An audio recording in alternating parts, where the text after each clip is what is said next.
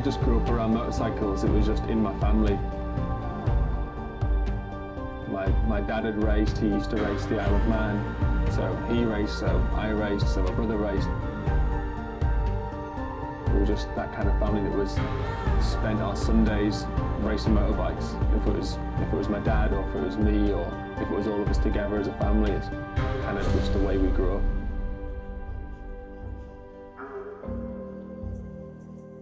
At the end of our road, it was sort of sunset time, almost dark. My dad had taught me how to change gear, but I couldn't really learn. I was just stalling the bike non-stop. So he taught me how to change gear in the pits.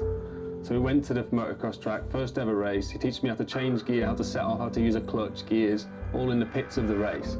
And then went straight on the start line. And I remember being lined up with like 30 other kids, motocross start line on a 65 two-stroke. I just dropped the clutch, couldn't even hear the engine, flipped it straight away, bike landed on top of me, and that was first ever racing experience. It's surprised it didn't put me off right there and then.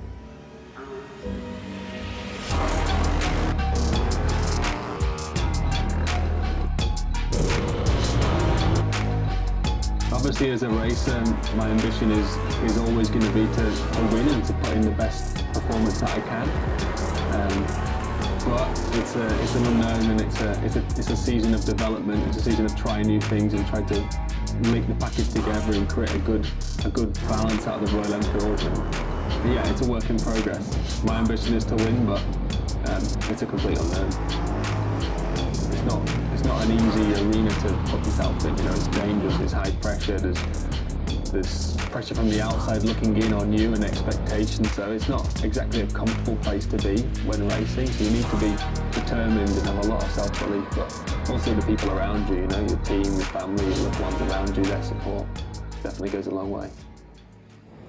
It's a hard thing to put so much in and to drive home from the racetrack knowing that it was within your grasp, or you just slightly missed it. You know, you're just a little bit off on setup, or it wasn't your day. It's hard to leave the track feeling low when you should be feeling high, because you should have had a good time. I definitely put the pressure on myself and have high expectations of myself, but I think that's a choice. You know, I'm choosing to put that on me because it spurs me on to try harder. Racing is addictive, there's no two ways about it. I think once you've tasted the elixir, there's no going back. I've never found something that really matched the thrill of racing and of speed sport. But yeah, nothing really beats the thrill of taking a checkered flag.